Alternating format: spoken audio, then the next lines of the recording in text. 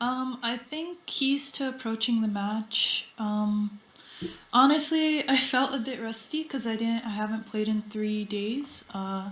So just kind of trying to get back confident and into the groove of things. Sorry, I talk kind of softly.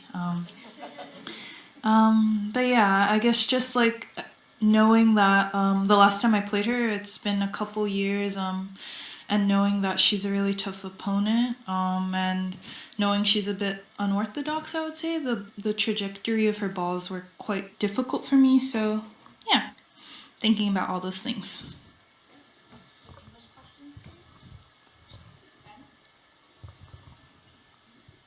Hi, Naomi. You were saying on court that you feel better about making the quarterfinals this year compared to making the quarterfinals last year. And I'm wondering just how you look back, I guess, on your attitude or your mindset last year in terms of feeling like if you felt like you had to win every match because you were on this long streak, and if a loss, even a quarterfinals was a disaster for you on some level. Just what do you remember about what your mindset was then, and how it's sort of you've rebuilt it right now?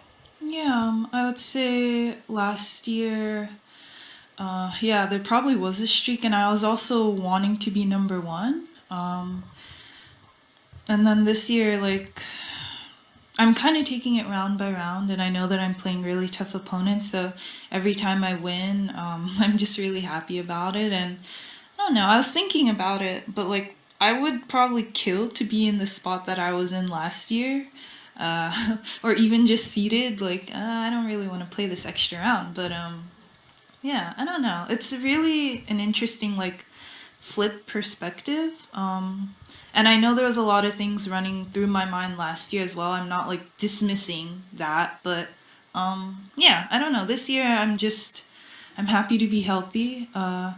I luckily haven't had any major surgeries in my career so far, so that's good. Yeah.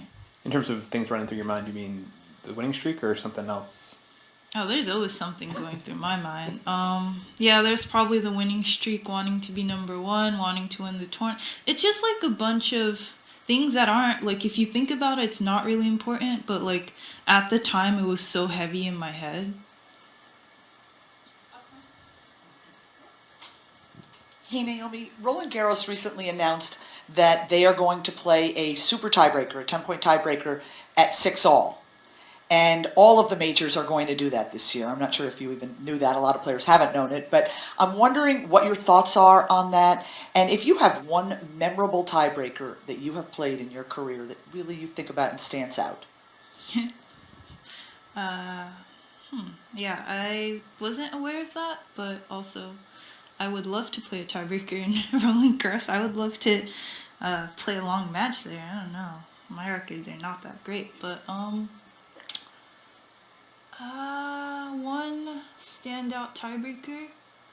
I don't know if the match I played against Kvitova, Australian Open, the second set, was that a tiebreaker? Does anyone know?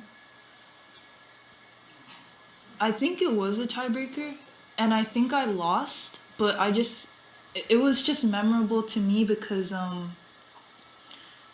I felt like I was able to regroup quite quickly. And before that match, I for some reason I just felt like I would drag on the feeling of loss. But I don't know, I was able to turn it around. So after that, I felt like I was quite confident in myself in not losing, more say, but like just being able to like keep a positive mentality. And just as a follow-up to that, Tsitsipas came in and was asked similarly, and he said he thinks he would like to see the women play 3 out of 5 sets. And we know that in the past, Steffi Graf, they had it at the Virginia Slims Championships. Would you like to play 3 out of 5? Does he want to play 9 sets? Like, if he tries to extend mine, I'm gonna extend his. Like, I don't know. Wait, so he was asked that question, or he just brought it up? Yeah. Wait, he was asked, or he just brought it up? No, he brought it up. This guy is so funny, man. I don't know. I feel like that'll change the structure of tennis. Like, people will start doing things differently in the gym and stuff like that. So, and it'll probably also get a very long time to be implemented. But you're also at, like, a man is talking about a woman's sport, so I don't think like his idea is gonna go through.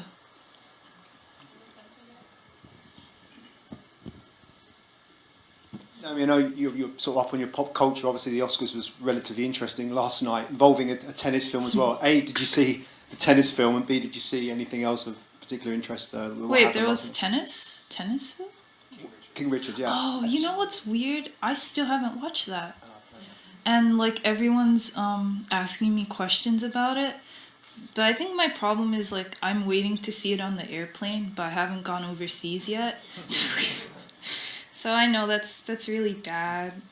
They used to have it on HBO Max, but then I downloaded it and it expired. But yeah, so I really need to watch that. I saw Beyonce's performance. She was beautiful as always. But yeah, I saw the trending topic. There's a lot of memes about it. Yeah, it's funny and unfortunate at the same time.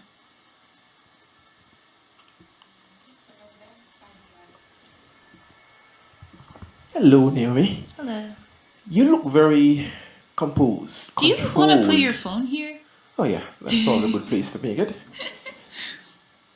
You look very composed and controlled in your games over the last 2-3 games.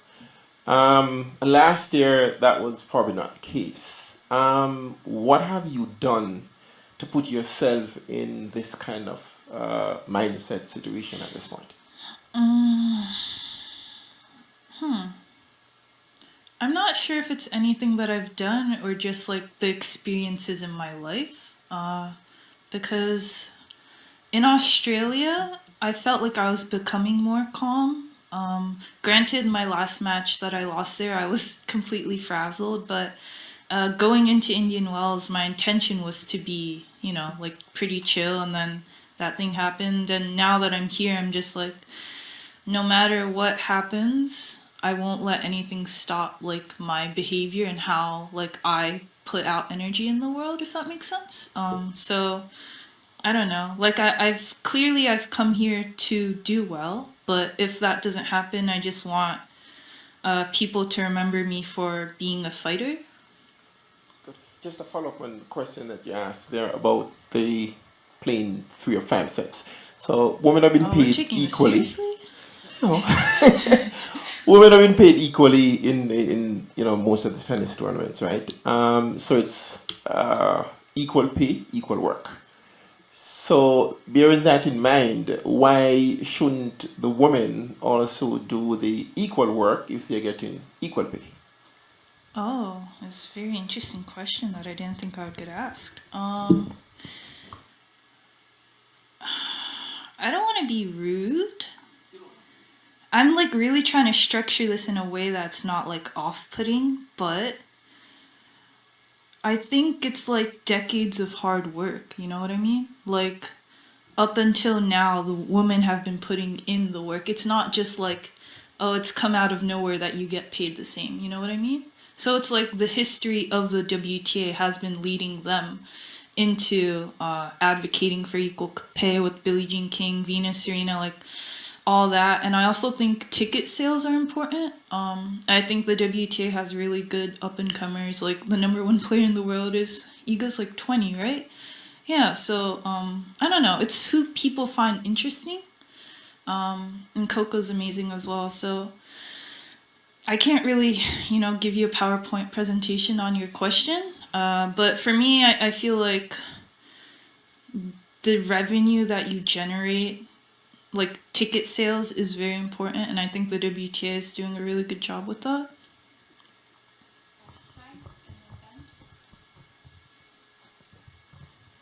Should just point out that as far as the prize money aspect is concerned, that equal prize money at the majors was pushed by a late head of the ATP, who actually got it across the line for Wimbledon, and the rest followed. But what I wanted to ask you about was Nick Kyrgios, and you've spent a bit of time with him, and I'm curious to know if you'd have discussed the mental health aspect between the two of you, knowing that it's been pretty public on both of you making comments on that aspect. Yeah, I would say I don't know if he wants me to even talk about this, but I would say probably after US Open or something, he reached out, and for me, it's been very interesting to watch him. Just because I never really could tell like what his actual personality was like. But yeah, I would say he's a nice guy, very polite. And we have talked about stuff like that, but not really deep, kind of more surface level. Yeah. Because I was speaking with him at length this morning, and he had a lot of very positive things to say about you, and that he can relate to what you've been through and what the pressures are that you're having to carry. Yeah, for sure. When I was like coming on tour or watching him, because he's been on tour for a very long time, or not very long, but long enough. I don't know. I kind of thought he was like my brother. Like we kind of look the same to me. So, I don't know. And I always felt like his behavior was kind of like. I'm not trying to be offensive. I hope he doesn't read this and take it this way, but like someone that can't really handle the pressure too well, so they're kind of overwhelmed. And for me, I relate to that feeling a lot, but I think we channel it in different ways. So yeah, for me, I feel like he also has a lot. 59.